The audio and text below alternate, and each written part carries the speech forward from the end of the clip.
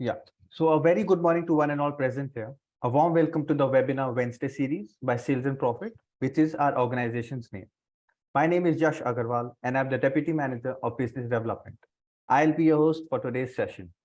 I would like to thank each and every one of you for taking the time out to attend this webinar. A lot of you have attended our previous webinars, and I see that we have many new participants as well.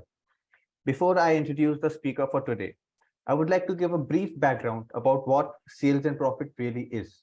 We are a B2B focused sales performance improvement company, and we are in the business of improving sales KPIs and sales metrics. We help our clients improve their sales performance through our sales focused services from the suspect to the order journey stage. So, how do we do that? We have three business units to take care of these metrics. The first one being sales enablement. We enable your sales team on their KPIs with customized training programs, which consist of our copyrighted methodologies and frameworks to upskill them. The second business unit being sales recruitment. We specialize in hiring mid to senior sales roles for tech and telecom organizations. We help fulfill urgent sales roles by hiring faster with better sales talent. The third business unit being sales consulting. We improve the overall organizational design of customers. We help them with the number of sales professionals that should be there in one region. What should the incentive structure be? What would the right hierarchy be? A few examples. All of this leads to improving key sales metrics of organizations. Now, I would like to share why we decided to start the webinar Wednesday series. As an organization, we believe sharing knowledge with the sales community is always the right way to move forward, as we want our fellow sales colleagues to learn and grow together. Before we start this webinar, I would like to share a few house rules. This session will be recorded and will also be streamed on our LinkedIn page. We will have a question and answer session at the end of the webinar, and we will all be on mute during the entire session. Feel free to use the chat box to shoot your questions, and we will try to answer as many questions as possible. When leaving the webinar, you'll get a short feedback survey. A request of participation in this survey as a feedback will help us improve our upcoming webinars. Talking about our speaker for today, I would like to give a background of Mr. Amey Tarashipkar. Amey is an accomplished sales consultant and trainer with a proven track record of driving revenue growth for B2B companies. Amey's expertise is building high-performing sales teams, recruiting top sales talent efficiently, creating effective sales structures and strategies that lead to business success. Amey has also contributed to the career clarity of individuals using Psychometrics with profilesketch.com.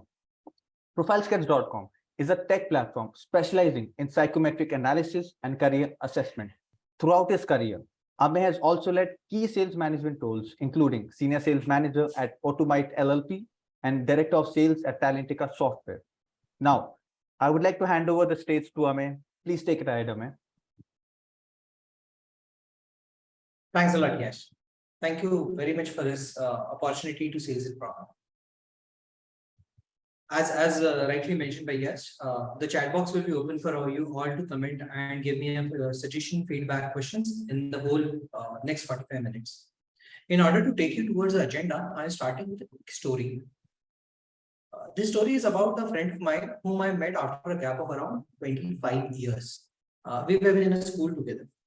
In our entire time together in school, lot of conversations and things were there on the topic of organic growth of an individual. But I was not very much aware that he would be serious enough to take it up in his own life. Meeting after 25 years of a gap, this was my first attempt to meet his family as well. He has a 4.5-year-old kid whom I first time met and started playing. As obvious, when you start talking to a kid, I asked him, what would you like to have? What can I do for you? He started looking at me first, and then being an obedient son, started looking at my friend's face. My friend gave him a permission, yeah, you can ask. And that's when the kid started thinking. Over the time, I started giving him suggestions that what can he ask for. First and foremost, I suggested him, would you like to have chocolate?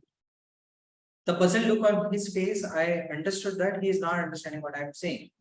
I looked at my friend, then he explained that he was very serious about that organic growth and natural stuff in his initial conversation in the school as well. And he mentioned that for all these 4.5 years, his son haven't tasted anything from outside world. Everything is a home cooked food which has been given. Honestly speaking, it was really difficult for me to digest the fact that someone as 4.5-year-old has been deprived from the fun of having chocolate. Me being me, I became a bit more merciless. I started asking, why not? Please allow me, let me do this. And at the end, he said, okay, fine, you give him a chocolate. That's the first minute the candidate have tasted, the kid have tasted a chocolate. The best part about all this process is that I asked him, have you liked it? Now, this is what exactly is going to happen after the next 45 minutes. Many of you haven't seen or heard anything about the psychometrics. This chocolate of a psychometric is going to be on table for you. Please try it, taste it, and let me know if this fits your next sales recruitment. In my agenda, I'm first and foremost going to take you directly towards a sales recruitment funnel and my understanding about that. In general, what are the complications and implications which are happening because of the changes which are happening in the dynamic industry. In a second point, I would just quickly introduce you to the theory part of psychometric. Without boring you further, quickly get into the wisdom a psychometrics can hold in your sales. My entire intention in conversation is going to be a two-way process. And we will first talk about the interest assessment and the case studies related to the industry. In the depth of that, we will also talk about the Big Five as a personality assessment and how actually it helps decide me for the better recruitment of sales. As a third component of a psychometric, I'm going to talk about the emotional quotient and emotional intelligence of a particular person and its role in a salesperson's life. We will cover a bit more on how the learning abilities evolve over the period and its impact in the sales world as well. My intention is also to introduce you to a situation judgment test, which will help you narrow down all the objections probably you may have from the psychometrics perspective. Of course, the dice will be open for question and answer at the end. But however, if you have any question in between, feel free to be adding it out here. I hope my voice is audible. Please let me know if there is a need for me to increase it. Feel free to type it in the chat. We are continuously talking there. Yeah, maybe we can hear you clearly. At least I can. Thanks. That's a great help. Taking it to the level where I am starting quickly with my understanding of a recruitment funnel.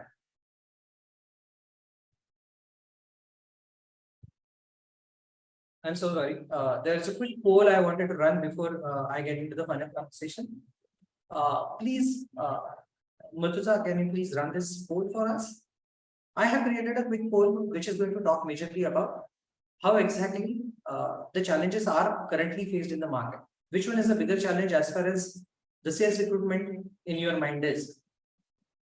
First, finding a right fit candidate for the given sales role, or is it the predicting the candidate's sales performance over the period is the bigger challenge? Let me know, please, what are your choice in the poll itself?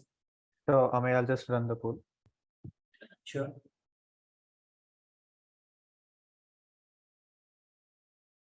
I'll probably take next 30 seconds. Please feel free to answer the poll online. So, Amay, I think there's a technical issue in the poll. So people can actually use the chat box to write their answers. Absolutely. Thanks a lot. So, guys, I request you to type your answer as a one word, right fit candidate, or predicting the sales performance. Please use the chat boxes to respond to us. Lovely. We started getting input. Predicting is the answer which is currently trending.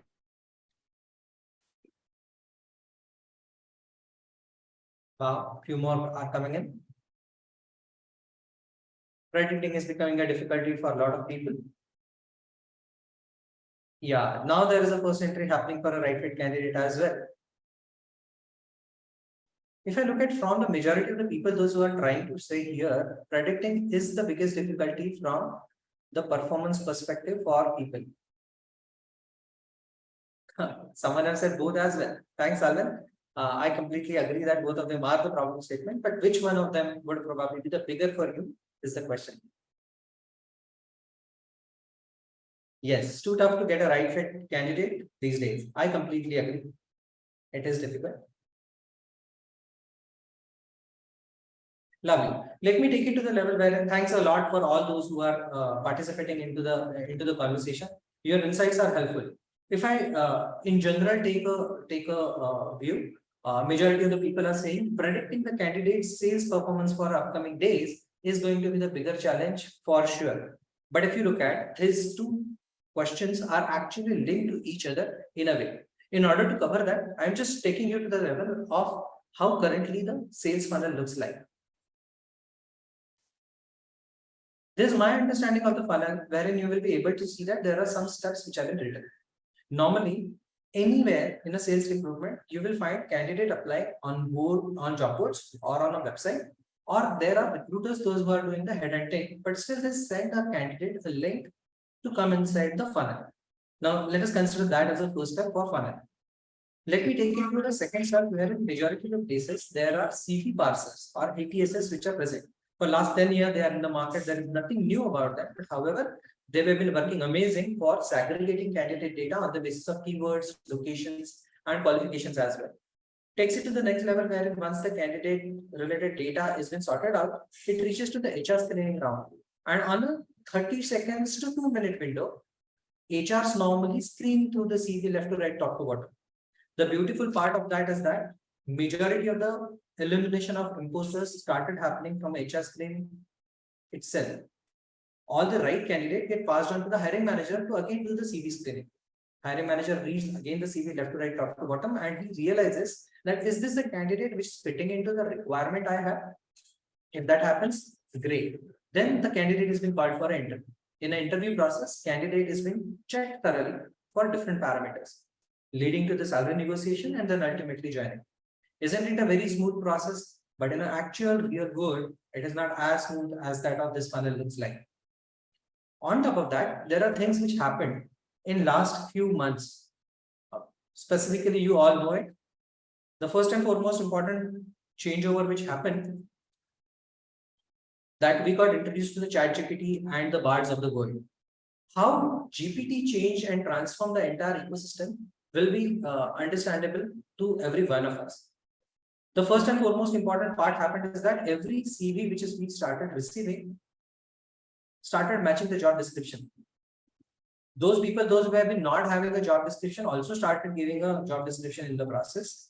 And that job description is so full of keywords, so full of specific words, exactly that way every CV also started coming. Whatever these CVs are coming in, if I feed it to the ATS or the CV parsing tools, machine no more can eliminate any candidate, because every keyword is present now in the CV as well. I go forward and push this CV data ahead to the HR. HR started getting a lot of CVs on the table. Every CV, every candidate looks fit. What can I do? I am pushing it all to the hiring manager, and you will be surprised, but even hiring manager are no more able to segregate the imposters from a genuine candidate, because all of them have written using a large language models, and it is exactly fitting what we want to read. You know what? The problem is getting more and more difficult, because even in the interviews when called, candidate come well prepared because of the interview preparation tools, and all they do is stereotype the entire conversation. You know what is happening? The entire funnel is becoming a straight pipe. There has to be a filter to avoid every imposter getting passed. Do you have any suggestion? If not, then you are going to have a lot of problem in salary negotiation, because more and more people are going to land on the table where they are going to demand more money. And of course, the joining problem is well known for the entire industry. I hope you are realizing what is happening. In case you recruit a candidate without putting in the filters, then what is going to happen is the second problem I mentioned, that is the imposter is in your sales team now, and you will not be able to predict his performance ever. So what is the remedy? What is that filter which I am talking about? You will be able to see that I am interested to talk about navigating this entire person using psychometrics. So what exactly psychometrics is? It's a science of measuring the mental capacities of a particular person, as well as his processes, how they are being done.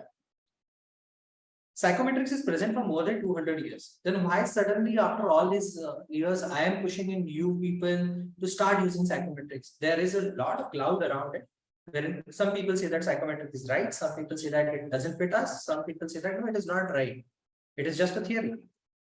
But honestly speaking, in the recent times, data science as well as AI have improved the reliability and validity of these tests to the drastic level, wherein you will be able to start finding out exact match to what you require. Just imagine that the same terminologies of data science and AI are helping us for a better advertising, for a better marketing, then why not in a particular selection of the candidate? Actually, it gives us a superpower for any candidate assessment because it adds a word called predictability in it.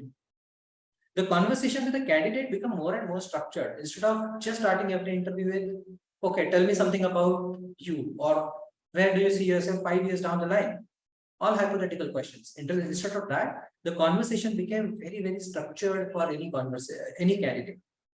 Of course, once I match my psychometric requirements with the company psychometric requirements, the employee and employer alignments drastically improves, leading to a lot of satisfaction improvement as well as the longevity of a person with the organization.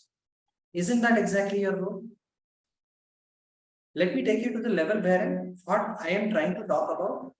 When I say I want to add psychometric, what kind of wisdom am I going to really get in my sales hiring? Because ultimately we all are here to discuss about a sales hiring. Let us just check it today. What we do in current scenario is that first and foremost, for any conversation in any interviews or any selection, we first check, does this candidate have an ability to sell? If you find out that yes, I think he'll be able to sell, it's a gut feel, but yes, I think he will be, then we check for his domain knowledge. I'm recruiting for an IT company. I will check whether this person have an understanding of IT terminologies or not. Probably if I'm recruiting for, let us say, a hospitality company, I will check whether he understands the hospitality business or not. Takes it to the level wherein a specific to the industry experience is also been counted. Having worked in this domain prior? Okay, yes. So what was his past performance? Was he a high potential or high performer? Once I know that all these things are sorted, I go ahead and check for the cultural values and the fitment against my company. In short, we just find out whether we will be able to work with him or not. But you know what? This is all about us. And normally, as it has been said, you normally need to think about the other person's word when you are interacting with him, let it be a personal or a professional experience. So in order to do that, what I am trying to give you is a wisdom of a psychometrics. Imagine that you are using a particular tool which will help you with finding his work interests. Is this particular candidate is going to be interested in your world or not? You will find out his personality. You'll also be able to find out his emotional quotient and his emotional intelligence. We're also talking about something wherein will he be able to learn what we do? We'll also talk about something which is related to a work context. Just imagine that a makeup artist and a beautician are both doing exactly the same job, but the work context is so different from each other. Let me take you to the another bit wherein we will talk about the work values. My company operates at a value level X. If the candidate doesn't match to that, then this misfit is not only known to me, but it is visible to the entire world, because ultimately every sales guy is going to face the world on an everyday basis. Now, if this is what the wisdom would help you, just imagine my entire conversation will be towards what he have and what you want. Let me take you to the level where I explain you specific to the area of interest. Now, if I just ask you a simple question in the interview process, are you interested in working in the IT industry? Everyone will say yes, correct? Then what is the way by which I will be able to find out whether this interest component can be mapped or not? Of course, there is a lot of work which has been done by a lot of psychologists in the process, and you will be able to see that around 1950, Mr. John L. Bullitt have introduced a framework which is also called as Bullitt's occupational themes or a rising code. Now you will be able to see that there are 6 words on your screen embedded inside the hexagon. First of that, let us concentrate on something which is related to realistic or called as R of the attribute. Now, this is where we are talking about people, those who are interested in things, tools, which is touchable, feelable, something which is they are very much into the present today. They are not bothered about what is prior or after. Then there is something which is a next trend, which is we are talking about the idea, and there are two traits which are aligned to it. One of that is investigative, wherein I am talking about people, those who are interested in finding the hidden code or the analogy behind something which is given in the format of a data to them. There would be someone who is more artistic, again the person driven by idea, but these people are more into the use of that idea to create something new or change a face of something. Takes it to the level wherein we will be able to talk about the another attribute which is driven by people, called as social. For people, with people, both the kind of interests are well defined in the Holland's code. Takes it to the another attribute which is considered to be enterprising. Now, enterprises are kind of people those who like to communicate well, lead well, and these are the kind of people those who are good with managing teams, owning processes, owning even businesses. Takes it to the level wherein the last attribute in this 6 is C, called as conventional. These are the kind of people those who know exactly what to be done from A to B journey. They are amazing in doing it. They are not bothered about what is prior to A and what is after B, but they are so well prepared for that A to B journey that you have no room to ignore them. Just because I have explained you the rising theory. Now imagine that for sales, enterprising becomes the most important attribute. Any candidate who is going through an interview process should just check whether he is enterprising or not. Once you know that he is enterprising, you will also be able to see that he is assertive, he is persuasive, also enjoys the leadership role. Of course, only enterprising will not help. There are other ranking in the interest which will help you align that candidate towards the domain and the industry you are working with. A lot of theory has been discussed. Let me take a step back and talk to you about a real case study, which will tell you that how my interest component will be able to help me select the candidate. Let us just jump into it using the first attribute for recruiting for IT and a software sales. You'll be able to see that there is a wagon wheel which is getting made. As I said, enterprising becomes the most important part. Because now I am recruiting for IT software sales, his interest towards the investigativeness will play a lot of role. Let us also see that post-investigative, I would like to have him having some conventional approach towards the entire sales mechanism, because structured and well-managed sales is what helps you win IT and software sales cases. Will this be the same wagon wheel which will apply to everywhere? The answer is absolute no. Let me show you the second one, wherein I am talking about a hospitality company, wherein the wagon wheel now I am trying to create will have same 6 attributes of Horizon. And the first of that, which is enterprising, will also be important for a sales guy. But the second best will come in as a social, because that person need to deal with people as the attribute.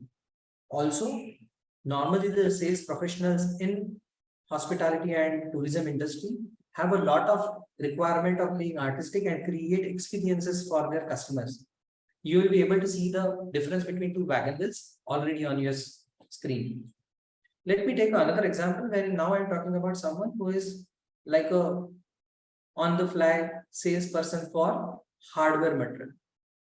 These are not the guys those who are going to wear a tie and sit in a cabin, but these are the guys those who are going to actually get their hands dirty every day, going from shop to shop, shop floors to shop floors, even markets to markets for their sales. And you can look at the entire hexagon of them. First of that, the enterprising is again mentioned as the mandatory skill. The second of that, which we are talking about, is going to be realistic, where it is going to be about tools, things, something which can they touch, feel, show. And then, of course, the inventory management part of that, or a supply chain management part of that, will be covered by the conventional interest. This is where I consider it as the foolproof theory of knowing whether the candidate is really interested in being a sales of what sell you do. Let me know your views in the chat. I'm really interested to understand if this makes any sense to you. Here is a quick poll I run in your company. Did your sales strategy involve the touch of a Isaac magic? Please use the poll mechanism. Just confirm me if it is running smooth now. If So, not, then we may need to probably, yeah, just Okay. give me a minute. right? If not, then probably we may need to go to chat box again. Sure.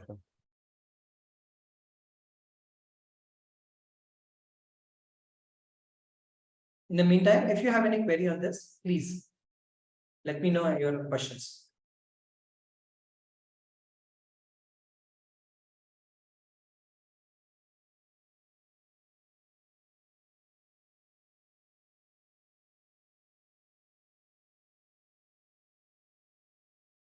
Maybe we are facing a technical glitch at the moment. No problem. Participants, Guys, request you, use the chat. Yeah, absolutely. So please go ahead, use the chat. Give me the answer. Are you using the Isaac theory for selecting the candidate? If yes, say yes. If no, we would understand. But yeah, there is always scope of improvement possible. Okay, great. The poll is up and live. You will be able to answer the question on the poll as well. Lovely. The interaction is happening very smooth now. Guys, we would request you to participate in the poll. It'll help us, move further in the webinar. Great. I got a question. How this is going to be used in the service industry, but the product of intellectual right forwarding, custom clearance. Oh, absolutely. Why not? Let us just imagine a logistic industry. I'm just taking on the fly question when people are answering, or should I park it? I think I should park it. Yes, Sanjay, I will definitely take up your question. It is about the logistic industry and the interest component of that. Allow me to come back. Thanks for asking. If anyone also have any question, feel free to put it into the chat. Okay, the results are on screen. We are probably at a 55% people, those who are saying that they missed a trick. Around 45% people are saying yes, they are using it. Wow, the poll stands good. The ultimate point I wanted to mention it to you is that once we have a tool which will help me find the interest component, I'll be able to talk to the candidate in a similar line instead of just adding a paper to the personal file of the candidate. Thanks, yes. Let us stop the poll and move forward. Any question, feel free to add. We have a question from Rohini, which says, how can we use this method for recruitment other than sales? Wow, the session would be about sales, but yes, I would like to take this question in the normal context. Let us say that I am looking at recruiting a recruiter, which is probably majority of the people out here are also. You people will be able to tell me more about if I look at the most important thread from the wagon wheel which I talked about. Let us say enterprising as the most important thread for sales. If I look from the recruitment perspective, I think it will be a social, because it is for people with people, and then followed by a conventional methodology of following them meticulously, taking it in through the process of selection. Of course, it will definitely be a lot more about enterprising, because you normally negotiate, talk, convince a candidate a lot. So yes, the code will be social, conventional, followed by the enterprising. But yes, that's the right question. How recruiters would differ from the sales guys. Thanks, Yes, Amit, I for think the we answer. should. Yeah, we can move ahead. Thanks a lot.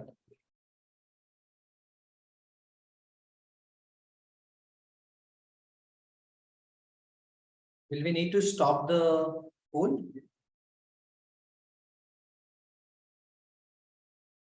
Yeah. Just click on a share result, so you'll be able to publish the results. Perfect. Done, Amit. Great. Thanks a lot. Moving to the next part of my conversation. So up till now, we covered that how exactly interest plays a role. But is interest the only component in the whole psychometric? The answer is definitely no. Let me take you to the next bit wherein I am going to talk about whether really personality plays any role in selection and performance of the candidate. The answer is definitely yes. You will be able to say that as a personality, whether this person will be able to sell or not. But when I say so, it is a very vague statement. Let me just quickly jump into the theory, which will probably be able to help me with finding out how a particular person will be considered to be a good sales guy and not. I'm using a Big Five personality trait model. This model has been evolved over the period from different psychological theories which have been previously been used. And in the process, what it is going to talk about is the first attribute called as openness to experience. Imagine a sales guy which is with you, and you're trying to evaluate his openness towards the experiences which are coming his way. You will be able to find out that it's a scale of 0 to 10. The first and foremost important part is that you will be able to find yourself as well as candidates standing anywhere in the line. And it will just tell you that how open you are about the experience at the given point of time. Just imagine at a 0, the person will be very curious, cautious. And at 10, he'll be very curious. If I just try and understand it in another language, at 0, probably the person will be very consistent in his work. However, at 10, he'll be very inventive about the new methodologies which he need to adopt in his work. Let me take it to the second attribute about which is going to be about a conscientiousness. It is more about a discipline and the way how we execute as well. Imagine a candidate again on the scale of 0 to 10. At 0, he'll be absolutely careless about the method, the execution side, and the hygiene probably. However, as a sales guy, just imagine someone very organized who is just taking every single step for meticulously reaching to the win. Or probably think of a sales guy who is probably at 0 will be looking like an easygoing person, and someone at 10 will probably be looking very efficient. So what my point out here is that the conscientiousness tells you more about the person's ability to take up a particular trait seriously or not. Let me take it to the third attribute, which is going to be majorly about extroversion. Majority of the people understand this because of the very normal use of extroversion and introversion. And you'll be able to see that majority of the people, those who are even at a 0, those who prefer solitary, but they can be a great sales guys as well. It is not mandatory that outgoing is the only attribute which is required.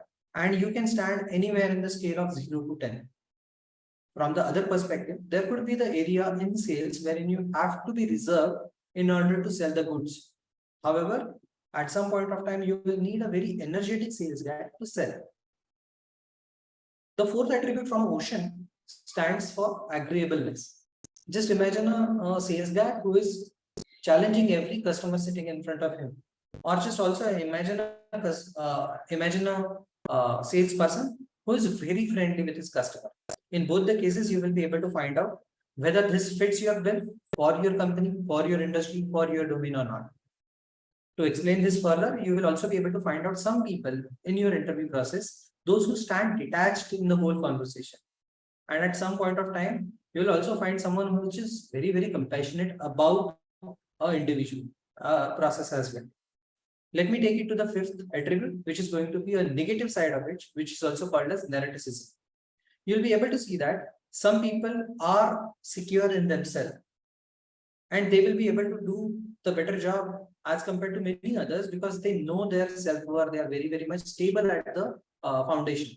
However, some of them are very sensitive and their sensitivity becomes very helpful for your industry to sell or succeed. Let me take it to the another side of it, wherein you will also find some of them very confident about selling, and some of them, those who are very nervous when entering the sales meeting. Based on these attributes, you will be able to find out whether this candidate whom I am trying to hire is fitting my bill, is fitting my job requirements or not. Theoretically, it is easy to say. Let me just quickly take an example and explain this to you. Let us look at hiring a sales person for IT and IT or a services company. Now, this person will probably be able to have one and most important, the openness of experience at the middle of the scale. He can be absolutely well placed there. If I look from the conscientiousness perspective, his score should go towards the right of the system, which means I want the IT sales guy to be a bit more structured in terms of conversations within the market as well as execution of the sales process. If I look from extroversion, not every sales guy has to have 10 out of 10 in the extroversion at all. You can be in the middle of the scale and still be a good sales guy, specifically if I talk about IT or services companies. Agreeableness As I said, you don't need to agree to everything a customer says. You can actually be very conscious about what you comment, and you'll be able to find out that in IT or a services company, this is where the agreeableness scales come to. And if I look from the neuroticism side, yes, we need our sales guys from IT and services side to be more confident, to be more secure about the stand they are taking.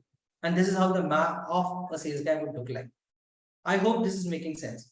Please feel free to add if you have any questions in the chat, and I'll be able to take them up in the process. Just in order to take it to the another industry, let me just try to go for a hospitality related conversation.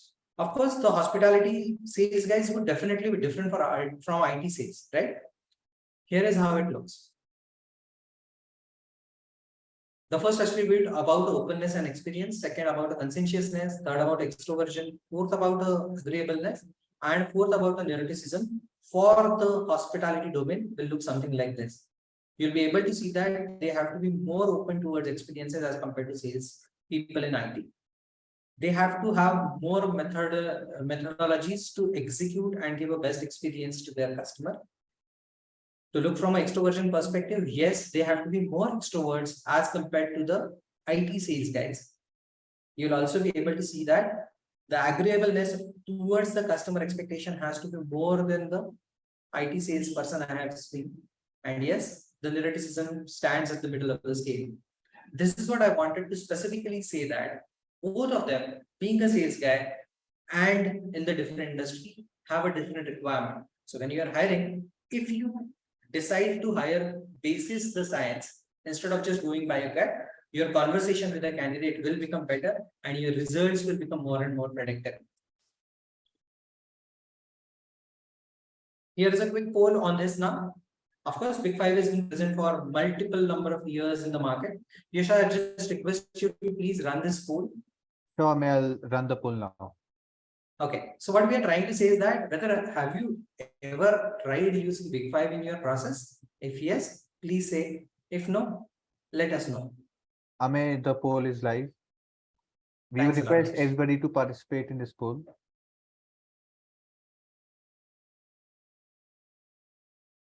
Lovely. Majority of the people are saying no. The 83-17 is what the poll looks like.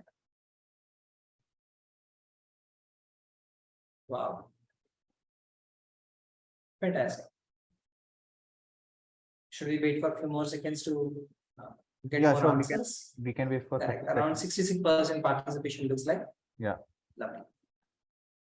Request to all to otherwise also participate and give your opinion on whether your current processes involve the use of Big Five or not.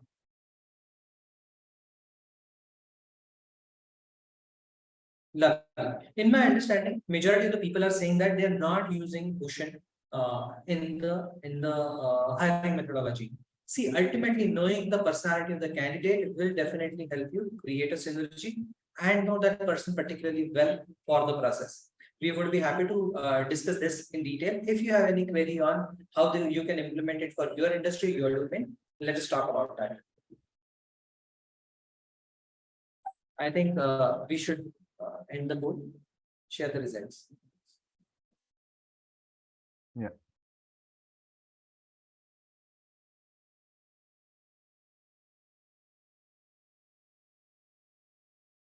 Ame, we can move ahead now. Absolutely. Thanks a lot.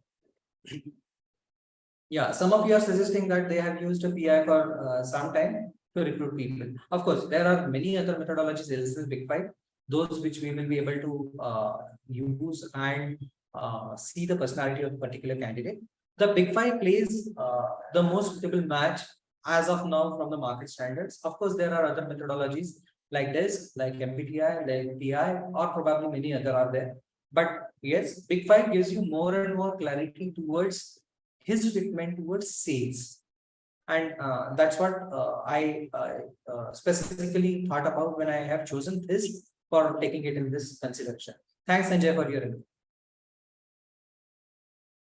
Taking it to the next, let us talk quickly about EQ and EI. Emotional quotient and emotional intelligence is going to be important. You can just clearly understand that without emotional quotient or empathy, selling will become very, very difficult.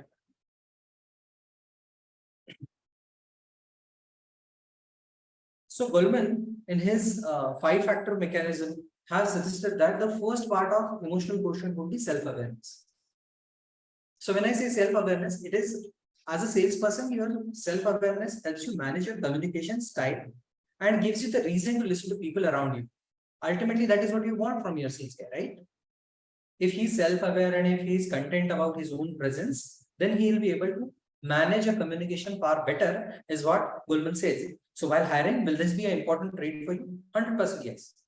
If I look from the perspective of a sales regulation, sales is definitely all about a trust and credibility. Will you be able to build that trust and credibility without having the EQ? The question is big no. Calmness in the face of adversity is not a natural response for anyone, neither for you nor for me, or something which we are definitely not born with. But sales professionals definitely need to have this, as they have to be calm in every given condition. You just definitely need to check this before you hire a sales guy for your particular work. Yes, the motivation plays a lot of important part in the journey of a sales guy. Sales needs both intrinsic and extrinsic motivator, which is inside me and coming from an outside world, like of course incentives, paychecks, everything else. If you're hiring a sales professional, find a motivation level for sure. It is not an optional choice. It is not something which you should keep it for a gut. Please check how self-motivated and how externally motivated this guy looks like. Take it to the empathy. Sales without empathy is like breathing with a ventilator. If you don't have empathy, you will not be able to understand the customer's world ever. Your sales hire must see the problem from all possible perspectives. Remain tuned to the body language, facial expressions of any sales conversation or a meeting he has. Once he understands it, once he knows it, then he tailors his particular response to that particular person. Of course, the last trait which has been mentioned by Goldman would be about a social skill. So what kind of a social skills are we talking about? Active listening, verbal communication, non-verbal communication, leadership, persuasiveness are all the social skills which you will be able to find out if you know whether he stands on the scale of 0 to 10. Of course, these all skills will help him win, and that's what you want your sales guys to do. Demand it in every sales guy you recruit. Here is a quick question for you. This may not be possible for us to run in a poll, but what we are trying to ask you is this. What are the potential concerns or objections do you have about incorporating an emotional quotient or emotional intelligence test for your upcoming sales hire to assess their emotional intelligence? Is there anything which is in your mind? I have given you the 4 options. First and foremost would be, I am skeptical about the accuracy of measuring sales related emotional intelligence. The second option which I see is concern that implementing this test could slow down our urgent hiring process. The third thing which I see as an objection coming in is that you're unsure how well the test fits with your current sales framework. Of course, the fourth worry which I see that worried that candidates might manipulate the emotional quotient or emotional intelligence test and its results, affecting its reliability. Please let me know in a chat what is your biggest objection at this minute. Some of the people are saying that manipulation is their worry. Some of the people are suggesting that it may delay their process. Okay, majority of the inputs which is getting received is going towards 4. I would love to hear more about the input from you. Let us wait for another 4-5 seconds and see 2 and 3. Okay. You also have a question about the slowing down of the urgent hiring. Yes. And not fitting into the current framework. Awesome. Great. Now, majority of the people have given 4 as an answer. Some of them have 2 and 3 as an option. Thank you very much for participating. So what we are trying to say is that all these objections are being well taken care of. See, ultimately, all the processes of EQ and ER or all tests associated to any of the psychometric are going to run online. So yes, the delays can happen, but if someone is not interested to give you the answer for online test, I have a question on the interest of that person joining your company anyway. Even if I ignore that part, let us go towards the fourth option wherein we are talking about the manipulation possibilities of emotional quotient and emotional intelligence test. Possibilities are very, very low because these days all the tests are proctored, they are time bound, and also they have been normalized at the huge data set. So all the corner cases which are probably otherwise would have been possible, like answering all A's, answering all B's, would probably will not affect anymore. That candidate will be automatically eliminated from the serious candidate. And there is a time bound activity. So depending on the response time for a particular question, you will be able to figure out whether this candidate was the serious one or not. Hope this helps. There is a possibility wherein you will be able to see the solution of this in a next option also. Once I know the candidate has what level of EQ and EI, I'm just going to go towards the next bit wherein a candidate those whom you are going to hire should have a learning ability. The unbreakable link between the continuous learning and the sales recruitment is just unavoidable.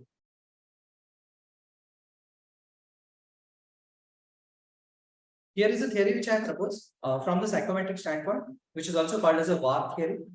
It talks about 4 ways by which normally people learn. One of that is a visual learning. The second would be probably auditory learning. Third would be a read-write learning, which is normally been taught to us in our schooling. And then the fourth one, which is majorly been famous in the adulthood, considered to be a kinesthetic learning. It is like a touch and feel, do it yourself, and then learn from the process. Wherever you are in the learning journey, it is mandatory for you to understand that your domain, your industry has a particular requirement of learning. Imagine a real estate sales guy, and he has a need of learning using visual methodology because he's continuously going to see the properties, and he's going to decide which property is going to be good for whom.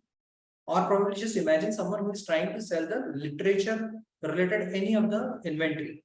It can be books, it can be even the expert articles, or even the case studies. That person have to have a learning ability using reading and writing. Some of the instrument sellers, musical instrument sellers need to know and have a auditory learning style. Once you know the industry and the domain you are in, you will be able to decide what specific learning methodology fits you the best. Again, as I always say, sales is definitely not a one-person job. It works best in a team, and knowing everyone's way of learning helps in improving your sales strategy, your sales enablement. Also, it helps to work together smoothly for any of the success. Trust me, if you know the ability of a particular sales team and their learning methodology, it helps in enhancing adoption. It accelerates the skills acquisition. It also helps in engaging experiences. It also helps in improving the sales effectiveness across org. Also, it builds a lot of cohesive dynamics. Majority of us, those who are from a recruitment side or from the sales leadership side, haven't realized this, but this continuous learning cannot be overlooked because the dynamism in the industry is going to affect us some or the other way for sure. Considering that learning is important, I still have a thought on this, wherein these learning methodologies would help you select the best candidate for you. In spite, I am saying that I have covered 4 theories by now. We talked about the interest, we talked about the personality, then we talked about the EQ and EI, then we also talked about something which is related to the learning ability. But still, some of you may think that my company's recruitment process is truly one of the kind. We don't follow all this, but still we recruit well. Of course, yes, it is possible. It is not mandatory that only psychometric is the way forward. But then, majority of the people, those who had these questions in mind, that can it be done any other way, have a solution on table. Let me introduce you to something which is called as a situation judgment test. It's a type of assessment used in psychometrics. to evaluate individuals' decision-making ability and the behavioral responses in various realistic work-related scenarios. From what I understand, we all have evolved our recruitment process over the period. It is not like the day one of my company, I used to recruit this way. And now after a few years, I'm still recruiting in the same manner. The questions change, the context changes, and even the requirement from the position perspective changes. Situation judgment test helps me eliminate any of my doubts in mind. Normally, all the HGTs are concerned online. They are very specific to your company, your cases, your situations. I know there are many ways by which a situation judgment test can run. Normally, there are two preferred ways to do it. The first of that is an MCQ driven test with a candidate answering for two answers for every question. The most suitable choice and the least suitable choice of that particular MCQ. Or there is a second mechanism wherein out of all the given options, you have to rate which one you will do first, which one you will do second, which was third, and which will be fourth. Based on these two terminologies, there are a lot of situation judgment tests available. There are tools, those who are available just to plug and play in your particular company. Let me not continue with telling you how the tools are and how you should choose them, etc. Let us put your skills to the test. I'm just giving you a simple situation judgment test. Please participate. Consider that you are at the hiring event of a pharmaceutical company. I know some of you are from the recruitment background. Some of you would probably from the sales background would be here. Just for this conversation, consider that you are at a hiring event in a pharmaceutical company and you are trying to get hired for a particular position of sales manager in a pharma. Now, if I'm there and I'm trying to get selected, they have given me this particular situation judgment test. In this test, I am supposed to answer the most suitable and the least suitable answers from the given choices. Here in the next few seconds, I am going to bring on the screen the first situation. Please use chat window to answer your questions. Or maybe we'll do that. Absolutely. Here is the first situation. One of your sales representative consistently meets their sales targets and has a positive attitude towards the whole process. However, they tend to oversell and make promises that the company may struggle to fulfill. This is a very normal situation seen in majority of the cases. Here are the options for you. A, recognize their enthusiasm and dedication, but console them on setting realistic expectations with the clients. B, provide them with a bonus for their outstanding sales achievement. Overlook the overselling issues. C, ignore their overselling tendencies as long as they continue to meet their sales target. Please let me know your answer for the most suitable and the least suitable in the process. Wow. Please add most suitable and least suitable in the answer. We will not be able to recognize them. We would request everybody, to put their answers on the chat window. In the chat window, please write most suitable option and a least suitable option. We A can for tell- most suitable, perfect. Sure. Wow. So Kushal have given an answer, most suitable A, least suitable C. Thank you. Majority of the people are choosing it correct. Now, this is how the situation judgment test runs on the everyday as well. Great, fantastic. Now that you are accustomed to the methodology, here is the second question on your screen. Please let me know your choices again.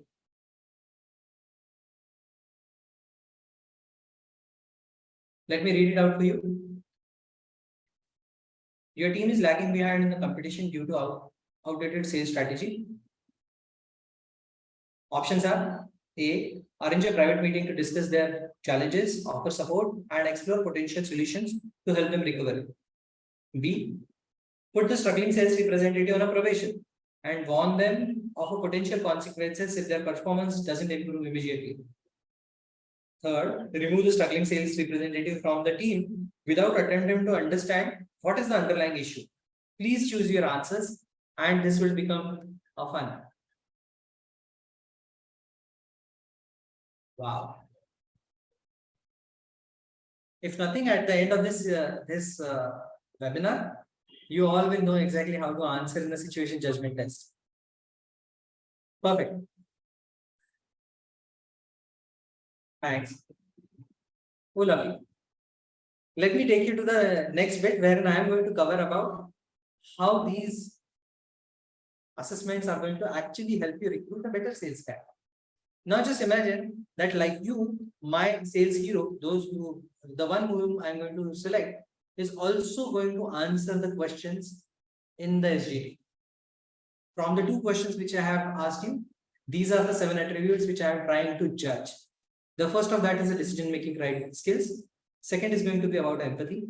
Third is going to be about a conflict resolution. Fourth is about a leadership skill. Fourth is about adaptability. We will also be able to talk about a prioritization with the particular person. And then of course the ethics is. So in my interview, when I'm talking to the candidate, I will rate them against whatever the options he have chosen and the scale wherein he has scored. That's how when I said that the conversation becomes more structured in the interview and you will be able to eliminate any of the imposter is what is standing tall. Here are some quick advantages of HGT for your specifically sales hiring. The conversation is very, very realistic. It becomes very predictive and it helps in validating things. Of course, it gives you a lot of insights on your behavioral and it's a fair evaluation. It removes all the biases from the conversation because whatever is coming on screen is basis the situation which you have created for your specific hiring. Guys, does this make any sense to you? Now, up till now, I have covered a lot. I would love to open a dais for any questioning on this topic.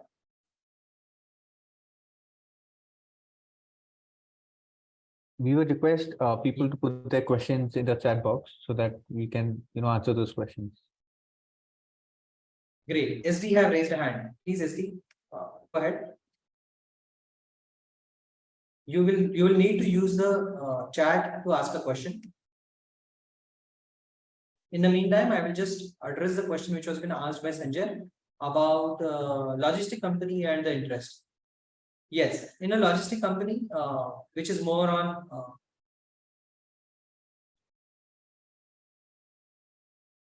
okay, the question says interesting information. How this is okay, it was about the interest component using the Isaac. And the question reads interesting information, how this is going to be used in the service industry, but product in international freight forwarding, custom clearance, more like a commodity market. Of course, there would be different markets which we are entering. In fact, every market, every product, every service, some point of time is going to become commoditized. And in order to look at that from the sales perspective, if I know a person who want to work in the logistic industry in a freight forwarding or in a custom clearance, he has to have a lot of conversation with people. So a social angle will definitely play a role. Also, because he is involved in the lot of processes and clearances and a paperwork, his conventional interest would definitely come in. And yes, as I'm trying to hire a sales guy, he has to have an enterprising skill by default. So if you ask me, the code will be enterprising, social, and conventional for logistic industry. Sanjay, I hope I answered your question.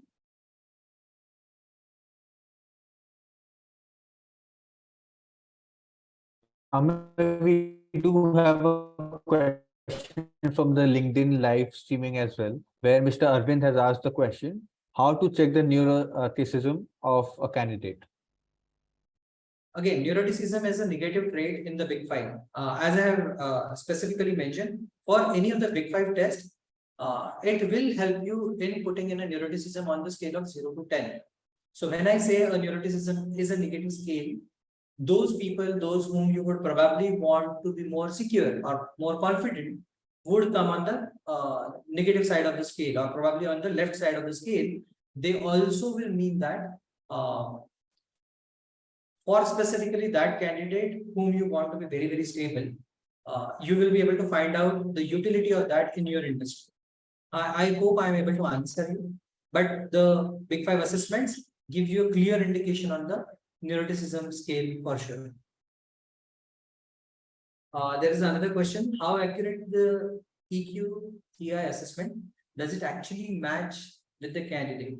Honestly speaking, with the data science and AI enhancements and the normalizing processes that I mentioned, the EQ and EI assessments are becoming more and more robust over the period. In case if you think that there is a specific question on the authenticity, that's where I have introduced you to the situation judgment test, and that will eliminate any worries you have in mind. What we normally have done for a majority of our consulting or enablement services is that we create a custom content for our customers. So in case if you have a question that you want to create a situation judgment test or a psychometric assessment, we will be able to help you through Sales and Profit as well. Amay, we have one question from LinkedIn Okay. from Mr. Ganesh. How do you define a culture fit candidate? Okay, culture is a big combination of many things. I believe even today, you while recruiting, you are using a culture for your fitment. So in my 6 attributes in the psychometric, I have mentioned about the work values and work context as the 2. They are not driven by any of the psychology theory, but they are dependent on your company's expectations from a culture. What is the work context you are operating on, and also what values do you want the candidate, a sales professional, to showcase in the market? In order to explain this, just imagine a candidate working with a firm which has been India's biggest conglomerate, let us say Tata. As soon as someone picks up a phone and says that I'm calling from Tata, there is automatic feeling which we have that, okay, it is an Indian company, someone those who are very much famous for their ethics.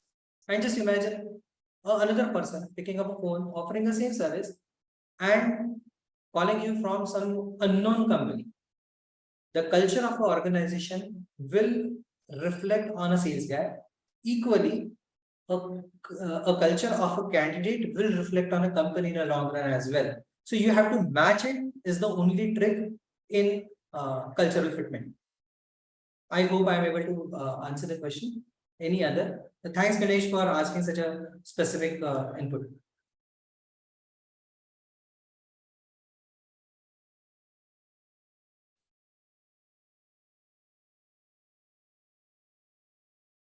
I think, yeah, there is one more.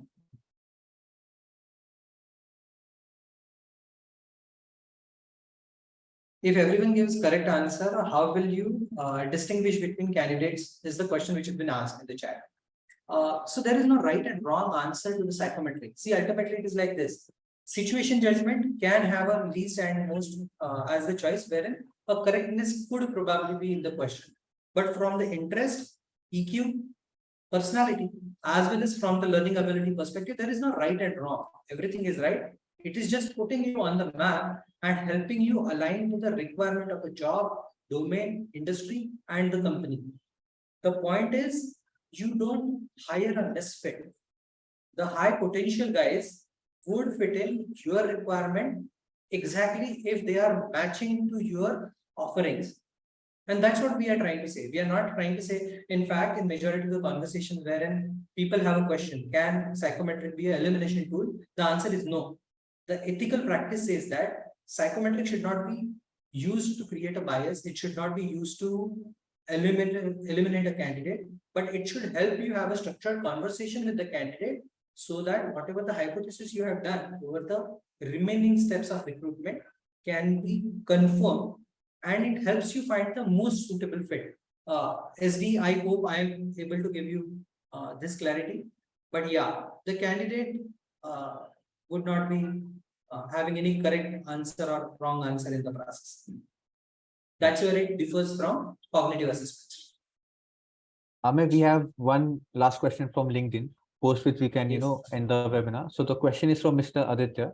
Are mock questions still necessary in interviews? Are mock questions still necessary in interviews? Yes, that is the question. Okay. So, Mr. Aditya, thanks for this question. I'll just explain you what is my understanding of it. You are saying that when you are having a conversation with a candidate, you should give them a situation and do the mock run with them, like you being a customer and they being a sales guy. It's a very intuitive way to conduct an interview in that manner. But again, if I look from the perspective of judgment, you are just going by your gut feel. There is no validation, there is no assurance that your understanding of the whole situation is exactly how every customer in the outside real world is going to perceive that candidate. So yes, sometimes it is a bias that I want to hire this guy and that's why I am looking at your answer in a particular manner. Sometimes I want to eliminate this guy from the recruitment process. So I am asking him a question and perceiving him as the unfit. However, how to conduct an interview is a learned skill. Majority of you, even I have taken many interviews in life, and everyone have developed their style over the period. I would be happy to know more about this, and you can connect me on this, and we can discuss this further. By the way, Yash, thank you very much for helping me in this. I am just going to the conclusion slide, as I'm overshooting your time as well. To conclude this whole conversation on how you can actually use psychometric to hire your next high potential sales guy, comes to this small story. It is a hypothetical story wherein I walked into one small town one fine day. On the gate of that particular town, there was a symbol wherein circles like a bullseye was been created and someone have put in an arrow exactly in the middle of it. I was surprised that keeps such sign on the entry of a particular city or a town. Intrigued in the thought, I entered the city and I have seen that every possible landmark, every house, every visible place have a same mark. There is a bullseye created and then there is an arrow at the middle of it. I got curious. Me being me, I started asking who does this, who is this archer, who probably have mastered the art of doing it so correctly. People started giving me vague answers and said that ignore it, don't worry about it. But then yes, the curiosity is like, it's there. I have decided to go and meet that person. I walked up to him and asked him, man, what a skill. How have you done it? Can you please teach me? He said, it is simple. What is the big difficulty in that? Just put an arrow first and then draw a circle around it. Our current recruitment process is exactly like that person. Today we select a candidate and then try and fit him into the processes. My suggestion to you would be, use the psychometric analysis, draw the circles first, and then find that arrow who fits into the bill exactly at the bullseye. Thank you very much for your participation. Yash, handing over to you. Sure. Thanks. Thank you, Amey, for this wonderful webinar. It was really good. And for a salesperson like me, it was very helpful. I would like to thank the audience for the patience and the interactions with our speaker. Hope to see in the future webinars as well. And as this webinar was more related to sales hiring, as you already know, we are a sales performance improvement company where we specialize in sales hiring for tech and telecom organizations. And hiring for mid to senior sales roles is our forte. So do reach out to us if you have, if you're looking for hiring sales candidates. Thank you, everybody. Thank you. Signing off. Thank you, Amey, for this webinar once again.